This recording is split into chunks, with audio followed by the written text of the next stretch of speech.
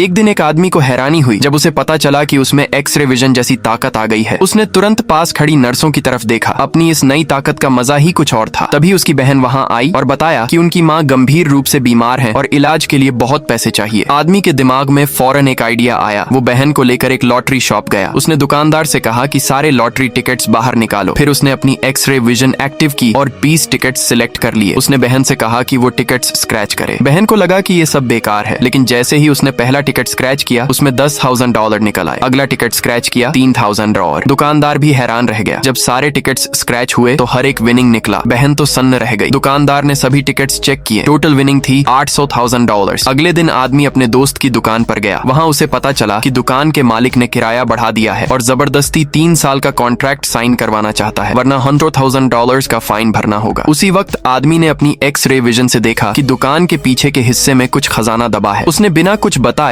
तुरंत renewal contract के लिए हाँ कह दी और दोस्त से कहा कि मालिक को पैसे दे दो। दोस्त को उसकी बात समझ नहीं आई, लेकिन आदमी चुप रहा। रात को उसने दोस्त से कहा कि कुछ फावड़े तैयार रखो, आज रात हम बहुत अमीर बनने वाले हैं। दोनों ने मिलकर खुदाई शुरू की। थोड़ी देर में 2 मटके जमीन से निकले। जब उन्हें खोला गया तो अंदर भरे थे चांदी के डॉलर और हर एक की कीमत थी $10,000। अब वो दोनों समझ चुके थे कि ये एक्सरे विजन सिर्फ ताकत नहीं, किस्मत भी है।